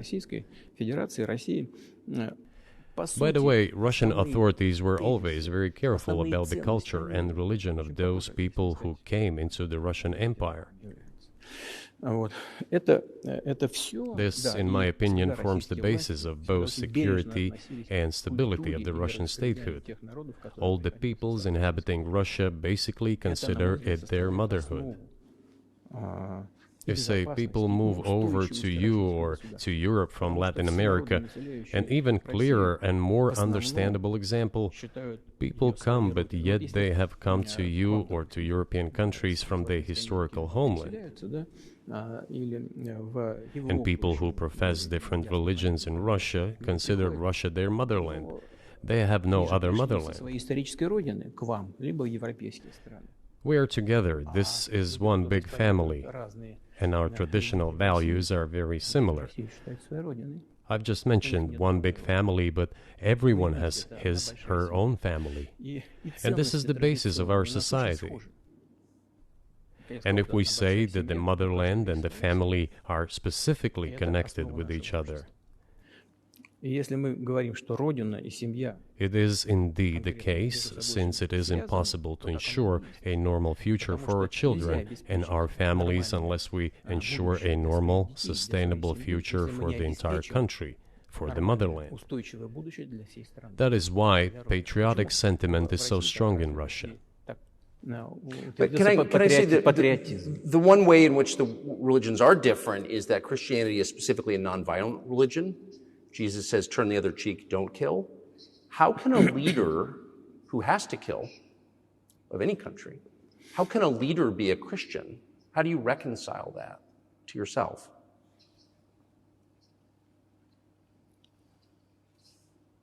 Очень легко. Если речь идет о защите себя и своей семьи. It is very easy when it comes to protecting oneself and one's family, one's homeland. We won't attack anyone. When did the developments in Ukraine start? Since the coup d'etat and the hostilities in Donbass began, that's when they started. And we're protecting our people, ourselves, our homeland, and our future. As for religion in general, you know, it's not about external manifestations. It's not about going to church every day or banging your head on the floor. It is in the heart. And our culture is so human-oriented. Dostoevsky, who was very well known in the West and the genius of Russian culture, Russian literature, spoke a lot about this, about the Russian soul.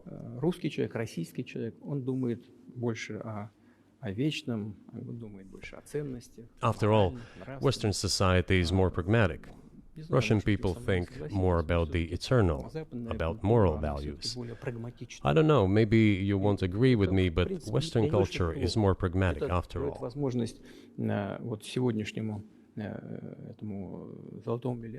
I'm not saying this is bad. It makes it possible for today's golden billion to achieve good success in production, even in science and so on. There's nothing wrong with that. I'm just saying that we kind of look the same, but our minds are built a little bit different. So do you see the supernatural at work as you look out across what's happening in the world now? Do you see God at work? Do you ever think to yourself, these are forces that are not human?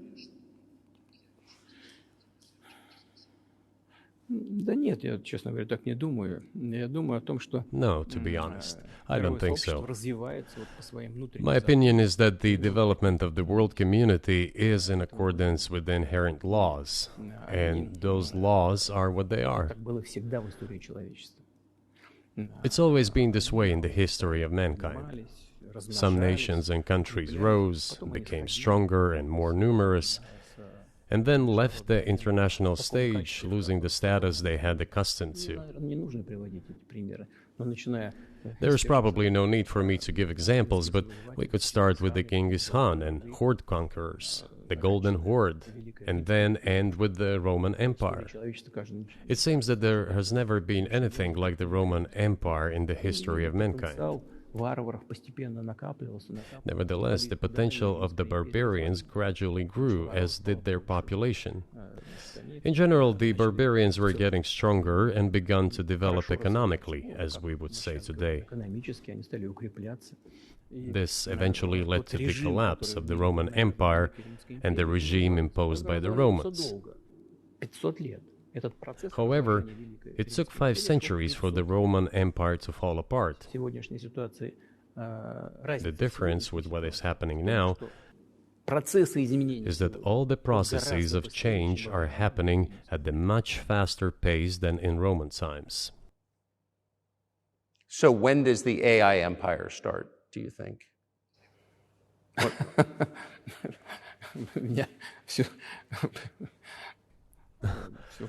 You're asking increasingly more complicated questions. To answer them, you need to be an expert in big numbers, big data, and AI. Mankind is currently facing many threats. Due to the genetic researches, it is now possible to create a superhuman, a specialized human being, a genetically engineered athlete, scientist, military man. There are reports that Elon Musk had already had a chip implanted in the human brain in the USA. What do you think of that?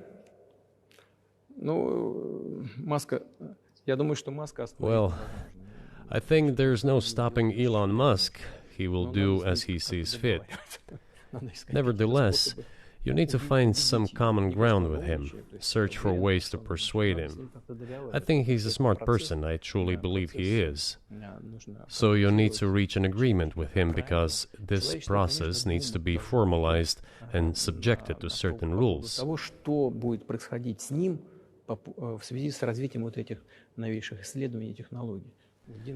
Humanity has to consider what is going to happen due to the newest development in genetics or in AI. One can make an approximate prediction of what will happen.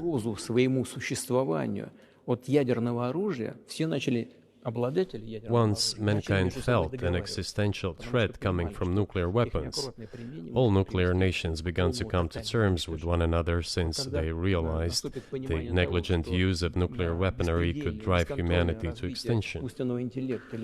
It is impossible to stop research in genetics or AI today, just as it was impossible to stop the use of gunpowder back in the day. But as soon as we realize that the threat comes from unbridled and uncontrolled development of AI, or genetics, or any other field, the time will come to reach an international agreement on how to regulate these things. I appreciate all the time you've given us. I just got to ask you one last question, and that's about someone who's very famous in the United States, probably not here, Evan Gershkovich, who's the Wall Street Journal reporter. He's 32, and he's been in prison for almost a year. This is a huge story in the United States, and I just want to ask you directly, without getting into the details of it or your version of what happened, if as a sign of your decency, you would be willing to release him to us and we'll bring him back to the United States.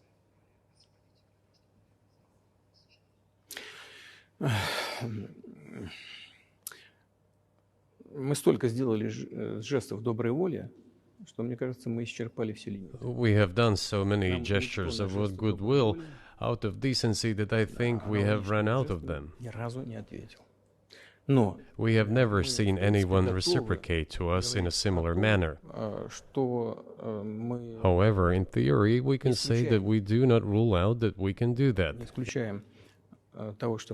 if our partners take reciprocal steps. When I talk about the partners, I first of all refer to special services. Special services are in contact with one another. They are talking about the matter in question. There is no taboo to settle this issue. We are willing to solve it. But there are certain terms being discussed via special services channels. I believe an agreement can be reached. So typically, I mean, this stuff has happened for obviously centuries. One country catches another spy within its borders, it trades it for one of its own intel guys in another country. I think what makes, and it's not my business, but what makes this different is the guy's obviously not a spy, he's a kid. And maybe he was breaking your law in some way, but he's not a super spy, and everybody knows that, and he's being held hostage in exchange, which is true. With respect, it's true, and everyone knows it's true. So maybe he's in a different category maybe it's not fair to ask for somebody else in exchange for letting him out. Maybe it degrades Russia to do that. Вы знаете, можно как угодно говорить, что такое шпион, что не шпион. You can give different interpretations to what constitutes a spy, but there are certain things provided by law. If a person gets secret information and does that in a conspiratorial manner, then this is qualified as espionage. And that is exactly what he was doing. He was receiving classified, confidential information, and he did it covertly. Maybe he did that out of carelessness or his own initiative. Considering the sheer fact, this is qualified as espionage. The fact has been proven, as he was caught red-handed when he was receiving this information. If it had been some far-fetched excuse, some fabrication, something not proven, it would have been a different story then. But he was caught red-handed when he was secretly getting confidential information. What is it then? But are you suggesting that he was working for the U.S. government or NATO, or he was just a reporter who was given material he wasn't supposed to have? Those seem like very different things. Я не знаю, на кого он работал. Но повторяю еще раз. I don't know who he was working for.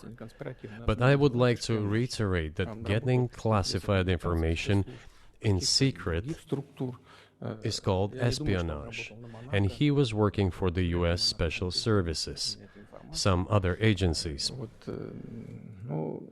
I don't think he was working for Monaco, as Monaco is hardly interested in getting that information. It is up to special services to come to an agreement. Some groundwork has been laid.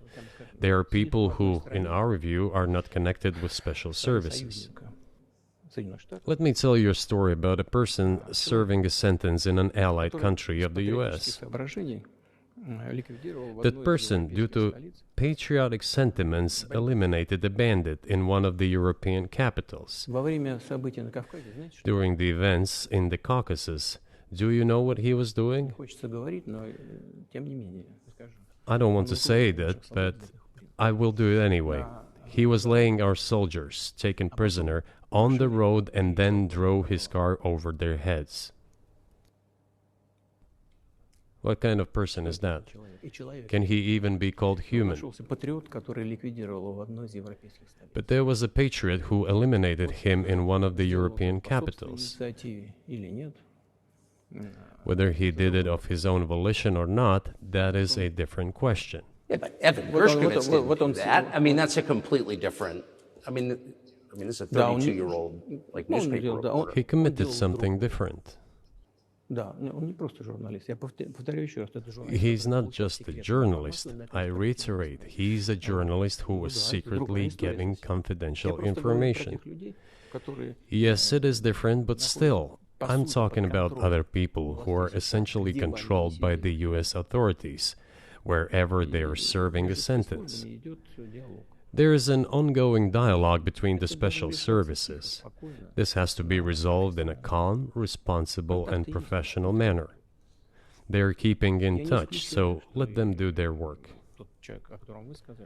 I do not rule out that the person you refer to, Mr. Gershkovich, may return to his motherland.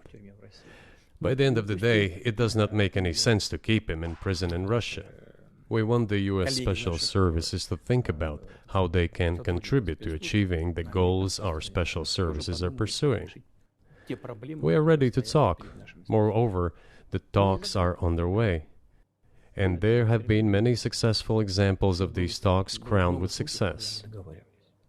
Probably this is going to be crowned with success as well. But we have to come to an agreement. I hope you let him out. Mr. President, thank you. I also want him to return to his homeland at last. I'm absolutely sincere. But let me say once again, the dialogue continues. The more public we render things of this nature, the more difficult it becomes to resolve them. Everything has to be done in calm manner. I wonder if that's true with the war, though. Also, I mean, I guess I want to ask one more question, which is, and maybe you don't want to say so for strategic reasons, but are you worried that what's happening in Ukraine could lead to something much larger and much more horrible? And how motivated are you just to call the U.S. government and say, let's come to terms?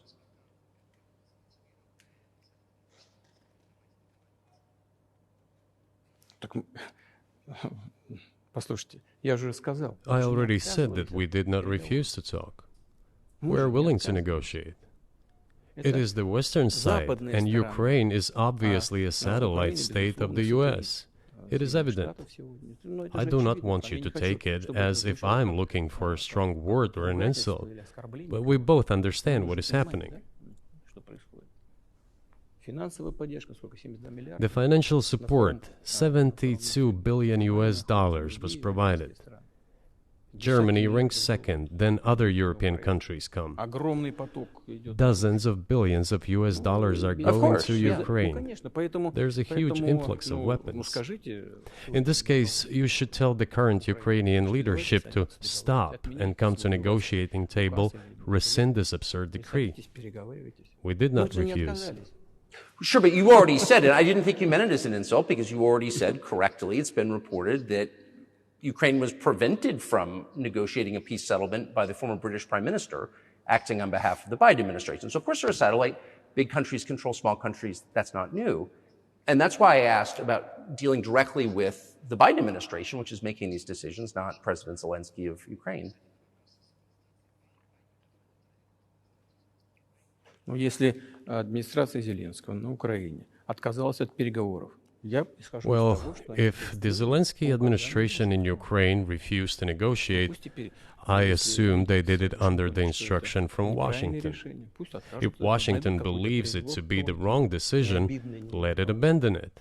Let it find a delicate excuse so that no one is insulted.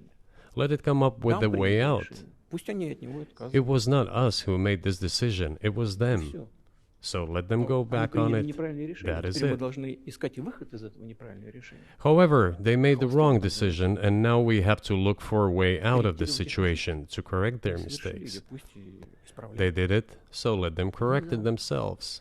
We support this.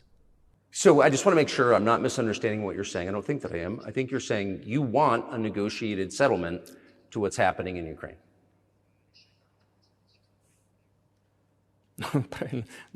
Right. And we made it. We prepared a huge document in Istanbul that was initialed by the head of the Ukrainian delegation. He affixed his signature to some of the provisions, not to all of it. He put his signature and then he himself said, we were ready to sign it and the war would have been over long ago, 18 months ago. However, Prime Minister Johnson came, talked us out of it, and we missed that chance. Well, you missed it, you made a mistake, let them get back to that, that is all. Why do we have to bother ourselves and correct somebody else's mistakes? I know one can say it is our mistake. It was us who intensified the situation and decided to put an end to the war that started in 2014 in Donbass, as I have already said, by means of weapons. Let me get back to furthering history. I already told you this. We were just discussing it. Let us go back to 1991, when we were promised that NATO would not expand, to 2008, when the doors to NATO opened to the declaration of state sovereignty of Ukraine, declaring Ukraine a neutral state. Let us go back to the fact that NATO and US military bases started to appear on the territory of Ukraine, creating threats to us. Let us go back to coup d'etat in Ukraine in 2014. It is pointless though, isn't it? We may go back and forth endlessly, but they stopped negotiations. Is it a mistake? Yes. Correct it. We are ready. What else is needed? Do you think it's too humiliating at this point for NATO to accept Russian control of what was 2 years ago Ukrainian territory? Я же сказал, I said, let them think how to do it with dignity. There are options if there is a will.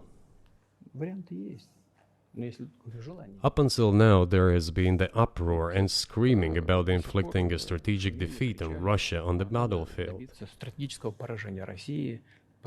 Now they are apparently coming to realize that it is difficult to achieve, if possible at all. In my opinion, it is impossible by definition. It is never going to happen. It seems to me that now, those who are in power in the West have come to realize this as well. If so, if the realization has set in, they have to think what to do next. We are ready for this dialogue. Would you be willing to say, congratulations, NATO, you won, and just keep the situation where it is now?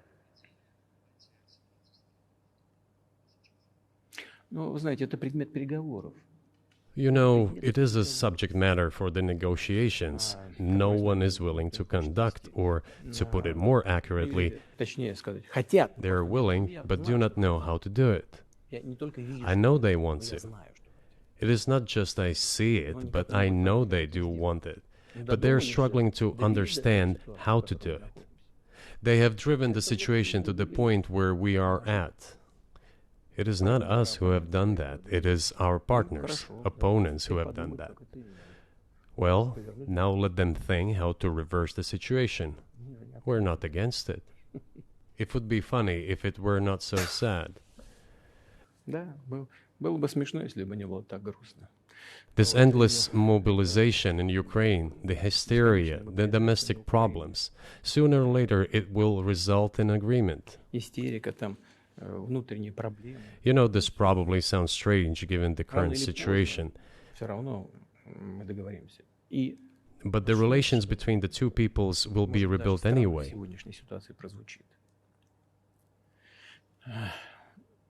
It will take a lot of time, but they will heal. I'll give you very unusual examples. There is a combat encounter on the battlefield. Here's a specific example. Ukrainian soldiers got encircled. This is an example from real life. Our soldiers were shouting to them, "There is no chance. Surrender yourselves. Come out and you will be alive." Suddenly, the Ukrainian soldiers were screaming from there in Russian, perfect Russian, saying, "Russians, do not surrender." And all of them perished. They still identify themselves as Russian.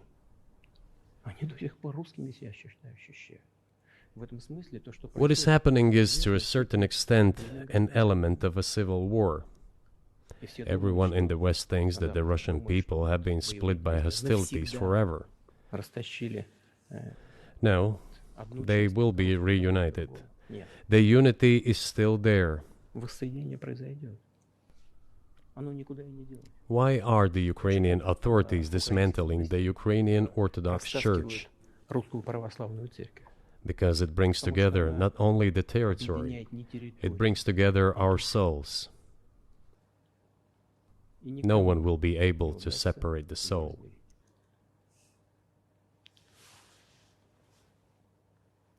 Shall we end here, or is there anything else? No, I think that's great. Спасибо. Thank you, Mr. President.